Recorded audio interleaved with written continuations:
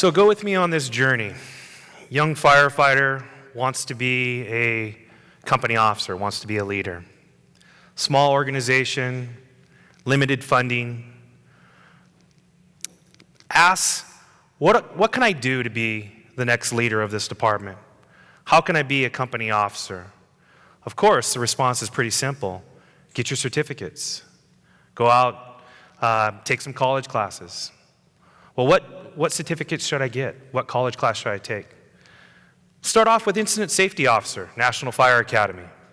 Maybe take a couple college classes related to writing, English. Take tactics classes. You must be a good tactician. Be well trained.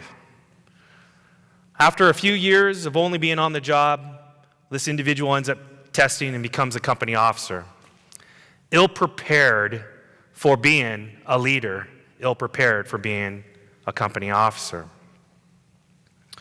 My name is Rob Fisher. I'm the Education and Training Chair for Fools International. I'm also a battalion chief with Snohomish County Fire District 7, and I'm a Brothers in Battle instructor.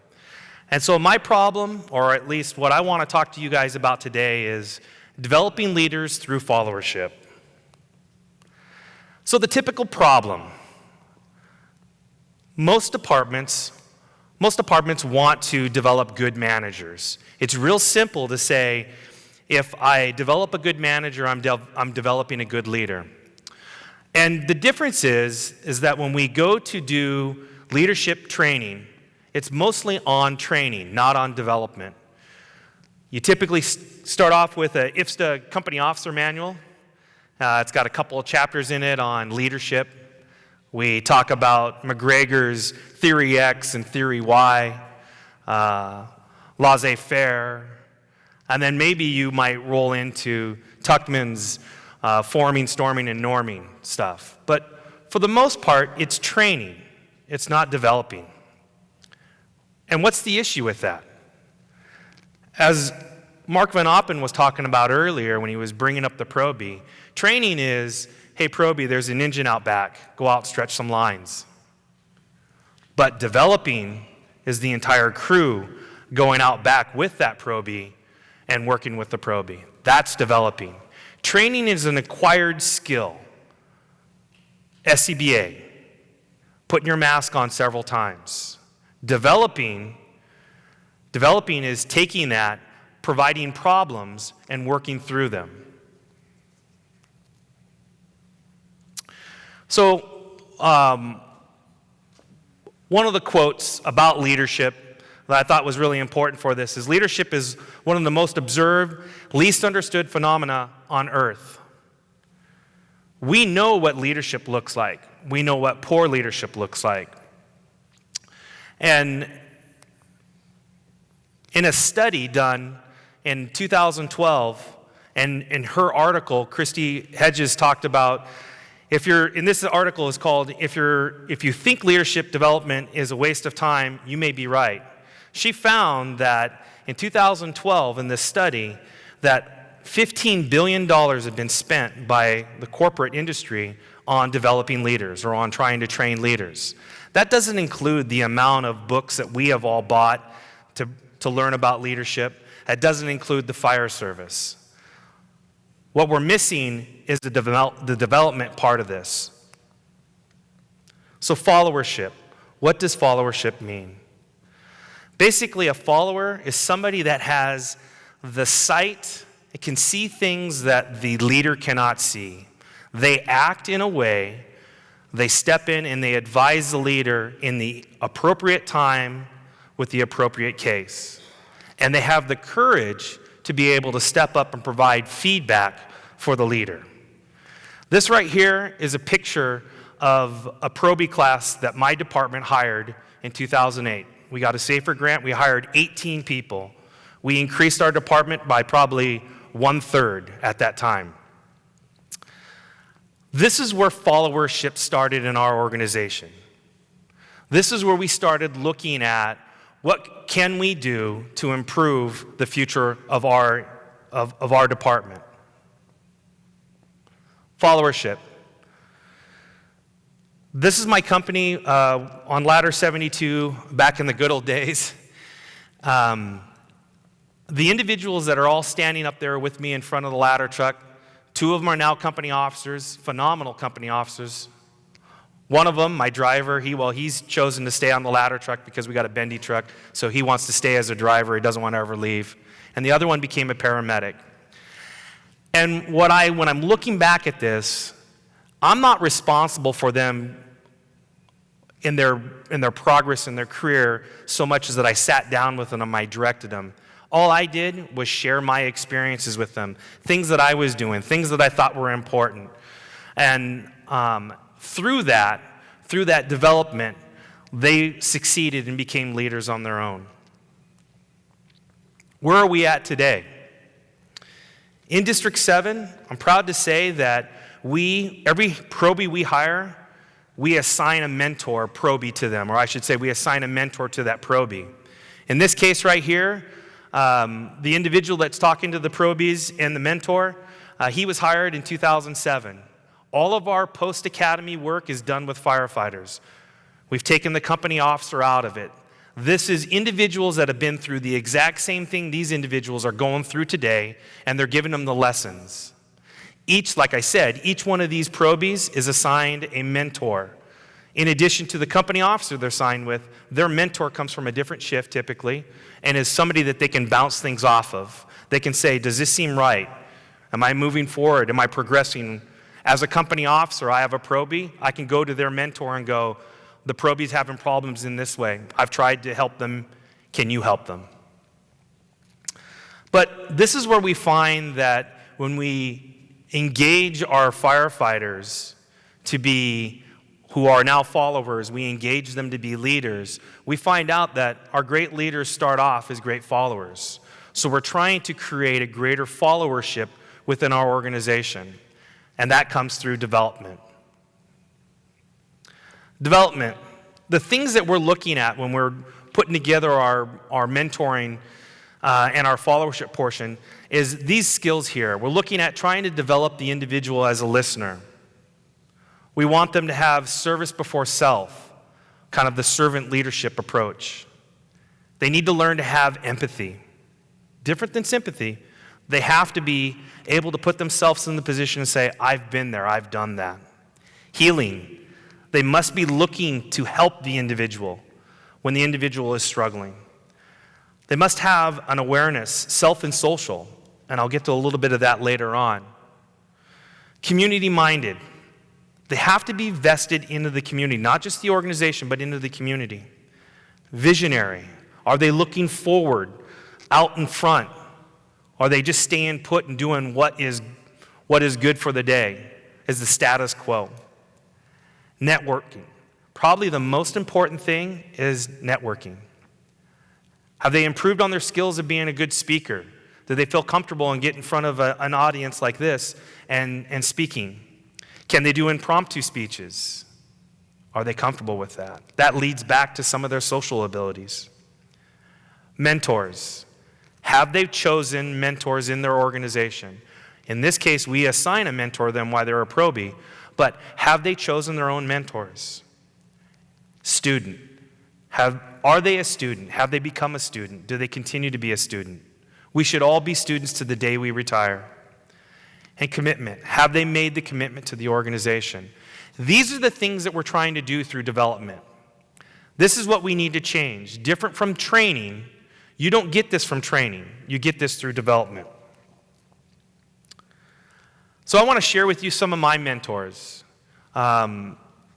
I've got a diversity group of firefighters, relatives, battalion chiefs, chief officers, and these are the individuals that I go to and I touch bases with them on a regular basis. There's a lot of individuals that I talk to, but of this group, these are the ones that I share some of my problems with, and I try to gather situations from them.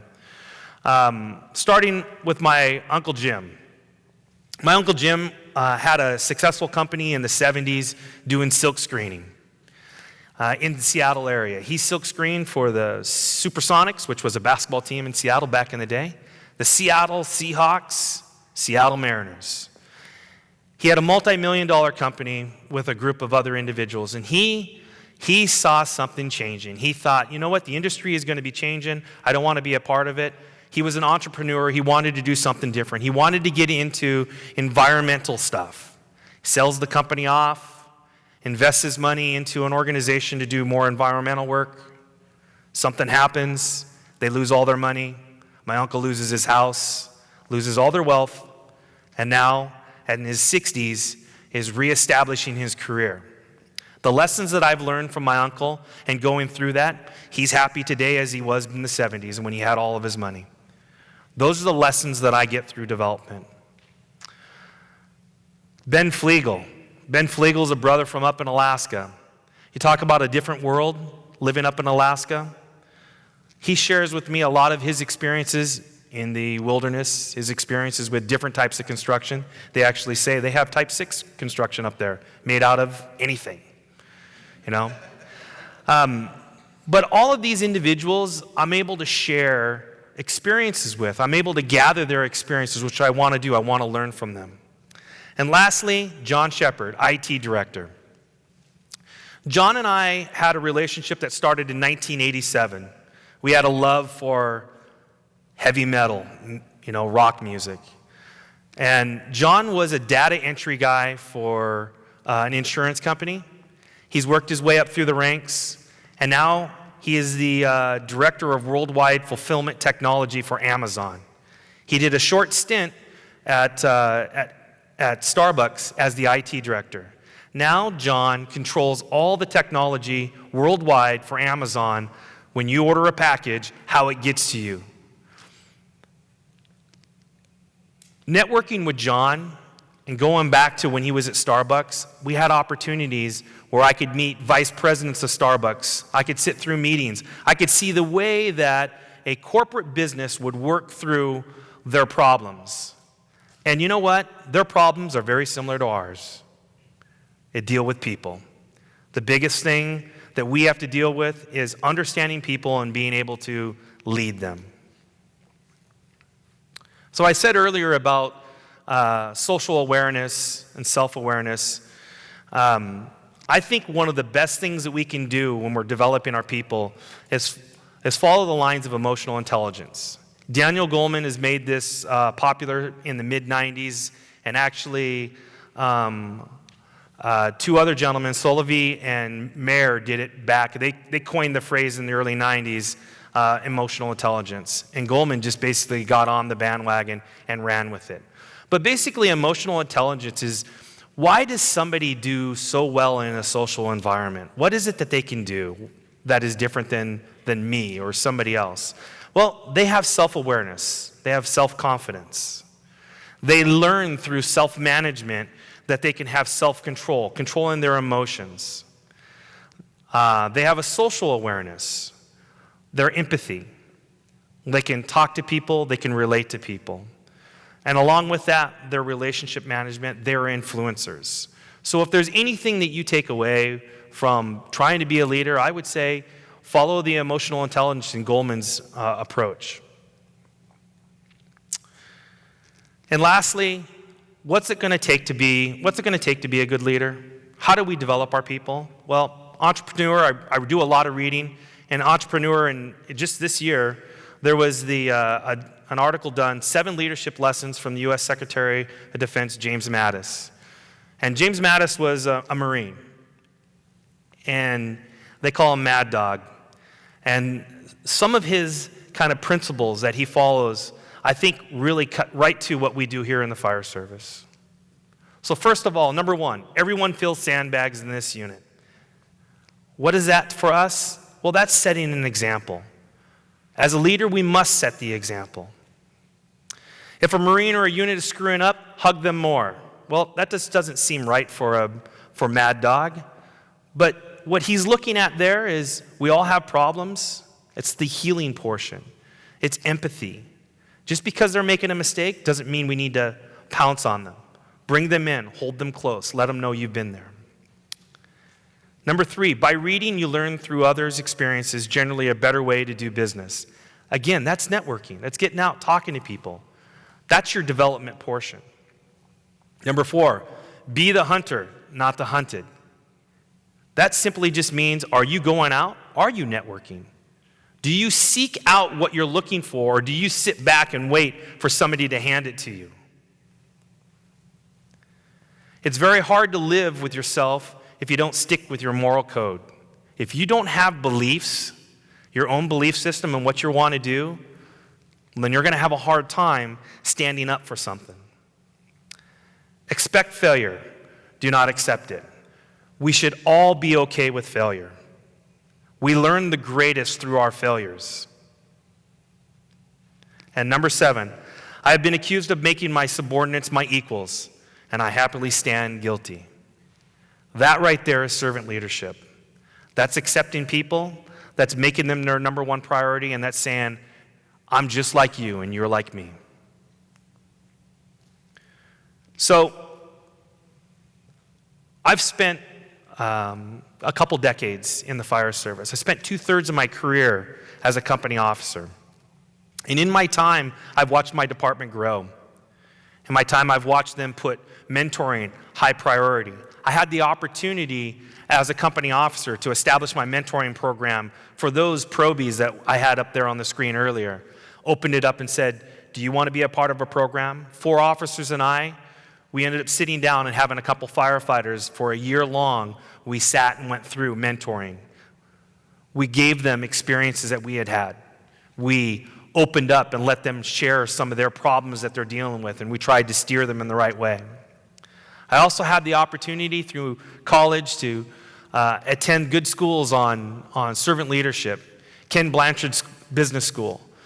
And now in my graduate studies, I'm doing organizational leadership. So I've spent the last decade studying leadership and what's working and what's not working. I've had the opportunity through my organization to be able to go to the Gettysburg experience in leadership back in Gettysburg, week-long course where we walked the fields of Gettysburg talking about adaptive leadership and how we're going to move.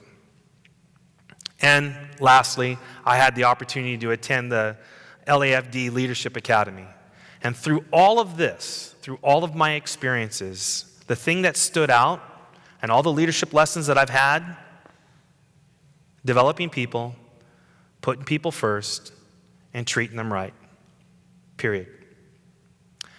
So after all of that, this firefighter, that firefighter was me, company officer, promoting to battalion chief. I've had a windy path, but along that path, I've learned a lot of lessons, and I'm sharing my lessons, mentoring, and I'm trying to look for the future leaders to develop them through fellowship.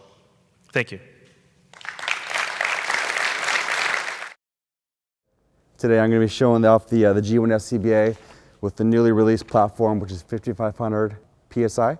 Same G1 technology that we've all seen for the past 4 years, just a new option for PSI, 5500. So the same amount of air compressed into a slightly smaller package. This SCBA in particular does have the integrated thermal imaging camera, as well as integrated comms options and buddy breather. Then one of my favorite things about the G1 SCBA is going to be the central power source, one battery that powers all your electronics, including TIC in this one. So for more information, check out msasafety.com and go look at your G1 SCBA.